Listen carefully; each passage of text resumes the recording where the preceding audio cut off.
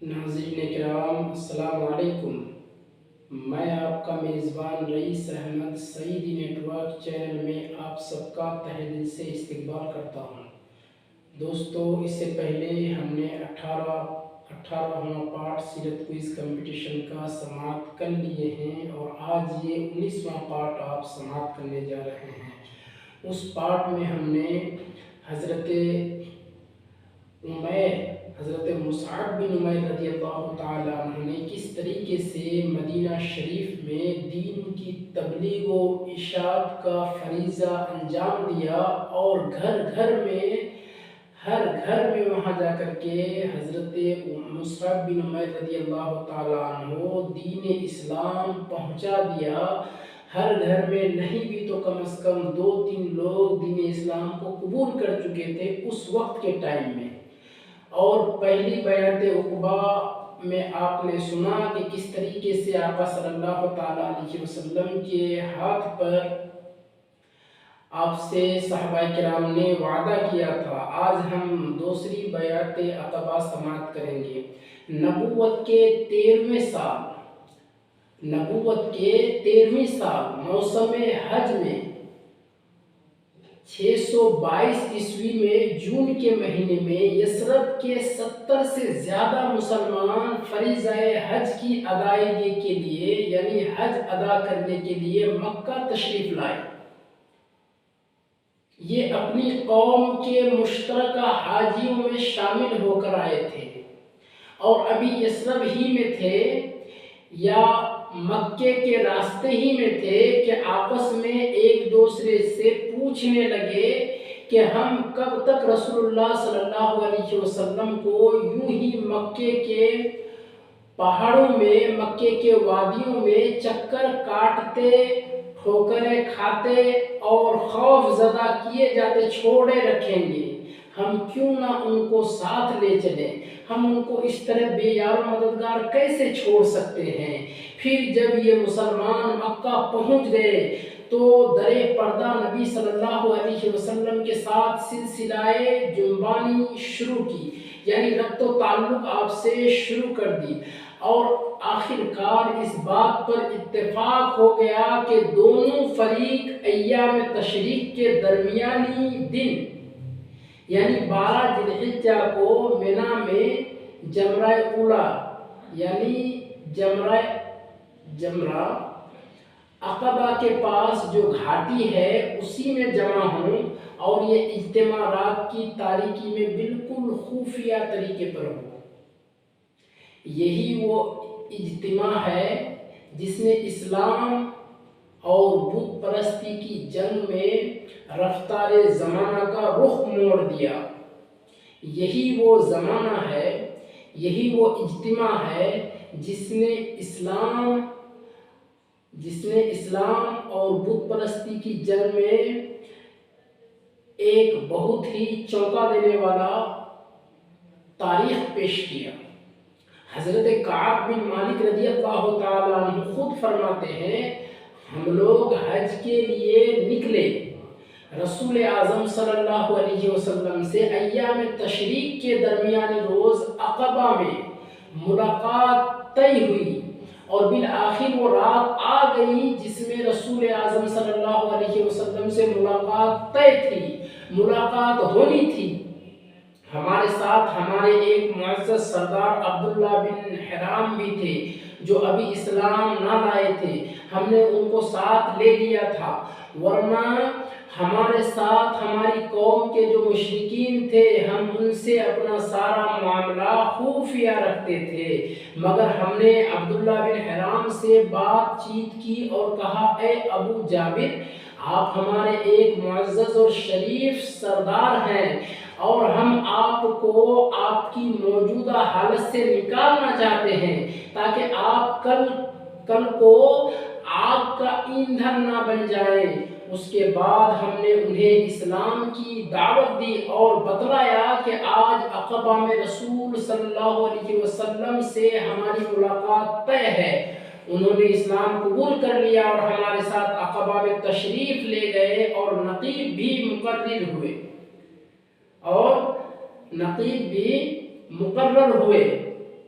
नकीब के तौर पर मुकर्रर हुए इस्लाम लाने के बाद। हज़रत काब रज़ी अल्लाह ताला अन्हु वाक़े की तफसीलात बयान करते हुए फरमाते हैं, हम लोग हस्बे दस्तूर उस रात अपनी कौम के हमरा अपने डेरों में सोए हुए थे, लेकिन जब तिहाई रात गुजर गई तो अपने डेरों से निकल कर रसूल सल्लल्लाहु अलैहि वसल्लम के साथ तयशुदा मकाम पर जा पहुँचे। हम इस तरह चुपके दुबक कर निकलते थे जैसे चिड़िया घोंसले से सुकड़ कर निकलती है। यहाँ तक कि हम सब अक़बा में जमा हो गए। हमारी कुल तादाद 75 थी, 73 मर्द और 2 औरतें। एक उम्मे अम्मारा नसीबा बिनते काब थी जो कबीलाए बनु माज़न बिन नज्जार से ताल्लुक़ रखती थी, और दूसरी उम्मे मनी अस्मा बिनते अम्र थी जिनका ताल्लुक़ कबीलाए बनु सलमा से था। हम सब घाटी में जमा होकर रसूल सल्लल्लाहु अलैहि वसल्लम का इंतज़ार करने लगे, और आखिरकार वो लम्हा आ ही गया जब आप सल्लल्लाहु अलैहि वसल्लम तशरीफ़ लाए। आपके साथ आपके चचा हज़रत अब्बास बिन अब्दुल मुत्तलिब भी थे। वो अगरचे अभी तक अपनी कौम के दीन पर जमे हुए थे, मगर चाहते थे कि अपने भतीजे के मामले में मौजूद रहें और उनके लिए पुख्ता इत्मीनान हासिल कर लें। सबसे पहले बात भी उन्होंने ही शुरू की और गुफ्तगू का आगाज और हज़रत अब्बास रज़ी अल्लाह ताला अन्हु की तरफ से मामले की नज़ाकत की। आप तशरीह को समाप्त करें। मजलिस मुकम्मल हो गई तो दीनी और फौजी ताउन के अहद व पैमान को क़तई और आखिरी शक्ल देने के लिए गुफ्तगू का आगाज़ हुआ। रसूल पाक सल्लल्लाहु अलैहि वसल्लम के चचा हज़रत अब्बास ने सबसे पहले ज़बान खोली। उनका मकसूद ये था कि वो पूरी सराहत के साथ इस जिम्मेदारी की नज़ाकत वाज़े कर दें जो इस अहद व पैमान के नतीजे में उन हजरात के सर पड़ने वाली थी। चुनांचे उन्होंने कहा, खजरज के लोगों, आम अहले अरब अंसार के दोनों ही कबीले यानी खजरज और औस को खजरज ही कहते थे। हमारे अंदर मोहम्मद सल्लल्लाहु अलैहि वसल्लम की जो हैसियत है वो तुम्हें मालूम है। हमारी कौम के जो लोग दीनी नुक्ता नज़र से हमारे ही जैसे राय रखते हैं, हमने मोहम्मद सल्लल्लाहु अलैहि वसल्लम को उनसे महफूज रखा है। वो अपनी कौम और अपने शहर में कुव्वत व इज्जत और ताकत व हिफाजत के अंदर है, मगर अब वो तुम्हारे यहाँ जाने और तुम्हारे साथ लाहिक होने पर, तुमसे मुलाकात करने पर मुसीर हैं। लिहाजा अगर तुम्हारा ये ख्याल है कि तुम उन्हें जिस चीज़ की तरफ बुला रहे हो उसे निभा लोगे और उन्हें उनके मुखालिफिन से बचा लोगे, तब तो ठीक है। तुमने जो जिम्मेदारी उठाई है उसे तुम जानो, लेकिन अगर तुम्हारा ये अंदाज़ा है कि तुम उन्हें अपने पास ले जाने के बाद उनका साथ छोड़कर किनारा कश हो जाओगे, तो फिर अभी से ही उन्हें छोड़ दो, क्योंकि वो अपनी कौम और अपने शहर में बहरहाल इज्जत व हिफाजत से हैं। ये कौन फरमा रहे हैं? हज़रत अब्बास बिन अब्दुल मुत्तलिब, हुजूर सल्लल्लाहु अलैहि वसल्लम के चचा जान। हज़रत काब रज़ी अल्लाह ताला अन्हु कहते हैं कि हमने अब्बास से कहा कि आपकी बात हमने सुन ली, अब ऐ अल्लाह के रसूल आप गुफ्तगू फरमाइए और अपने लिए और अपने रब के लिए जो अहद व पैमान पसंद करें वो बयान करें। इस जवाब से पता चलता है कि इस अजीम जिम्मेदारी को उठाने और इस पुरखतर नताइज को झेलने के सिलसिले में अंसार के अज़्म मुहकम, शुजाअत व ईमान और जोश व इखलास का क्या हाल था। उसके बाद रसूलुल्लाह सल्लल्लाहु अलैहि वसल्लम ने गुफ्तगू फरमाई। आप सल्लल्लाहु अलैहि वसल्लम ने पहले कुरान की तिलावत की, अल्लाह की तरफ दावत दी और इस्लाम की तरगीब दी। उसके बाद बैत हुई। रसूलुल्लाह सल्लल्लाहु अलैहि वसल्लम ने कुरान की तिलावत, अल्लाह की तरफ दावत और इस्लाम की तरगीब देने के बाद जो जुमले आपने फरमाया वो आप समाप्त करें। मैं तुमसे इस बात पर बैत लेता हूँ कि तुम उस चीज से मेरी हिफाजत करोगे जिससे अपने बाल बच्चों की हिफाजत करते हो।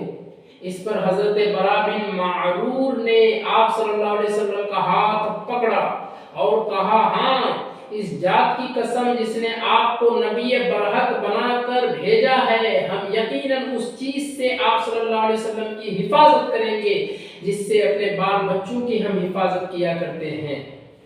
لہٰذا اے اللہ کے رسول، آپ ہم سے بیعت لے لیجئے، ہم اللہ کی قسم جنگ کے بیٹے ہیں اور ہتھیار ہمارا کھلونا ہے۔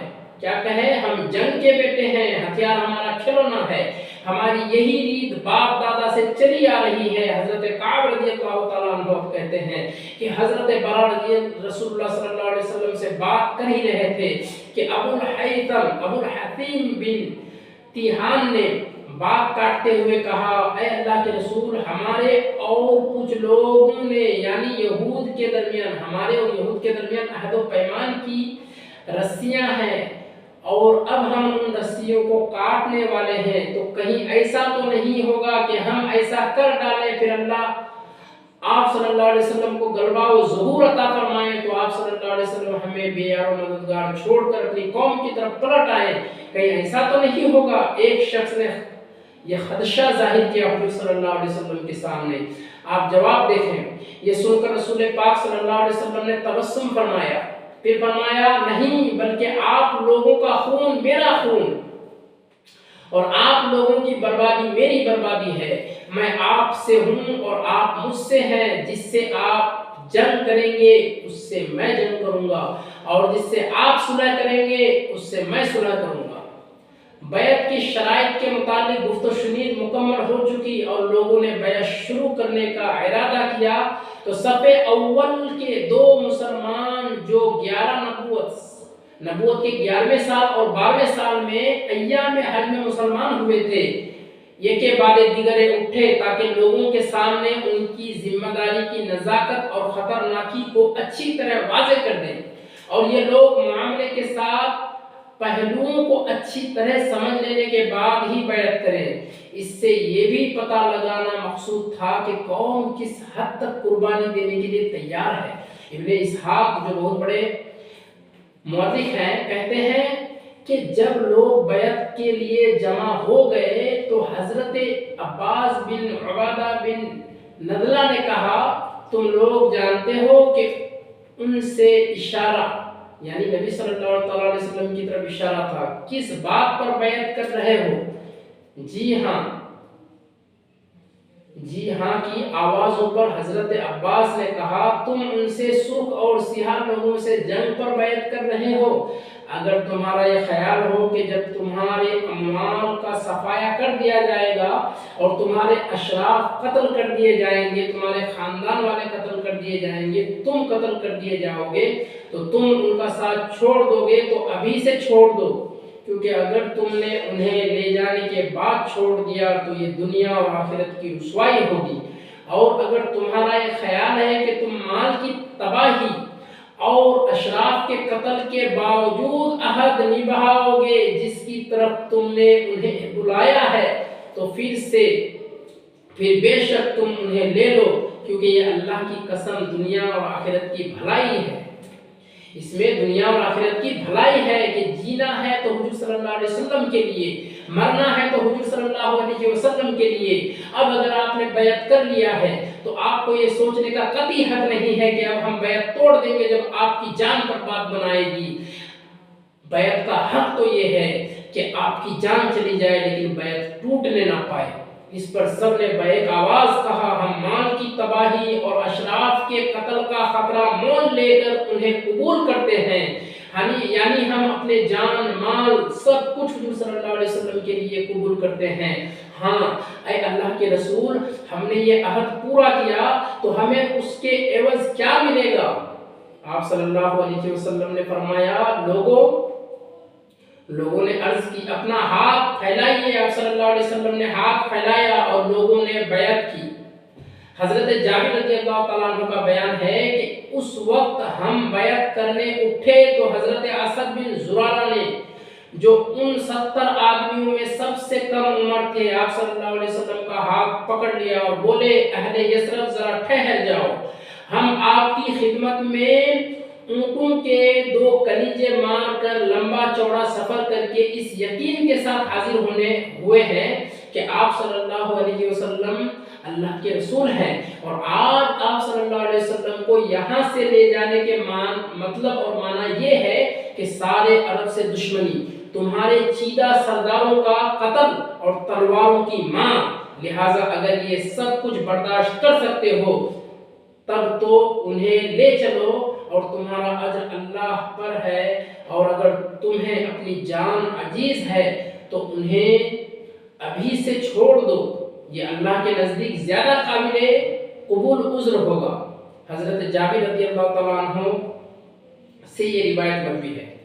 بیعت کی تکمیل اس طرح سے ہوئی کہ بیعت کی دفعات پہلے ہی طے ہو چکی تھی، ایک بار نزاکت کی وضاحت بھی ہو چکی تھی، اب یہ تاکید مزید ہوئی تو لوگوں نے بیک آواز کہا، اسعد بن زرارہ اپنا ہاتھ ہٹاؤ، اللہ کی قسم ہم اس بیعت کو نہ توڑ سکتے ہیں، نہ چھوڑ سکتے ہیں اور نہ توڑ سکتے ہیں۔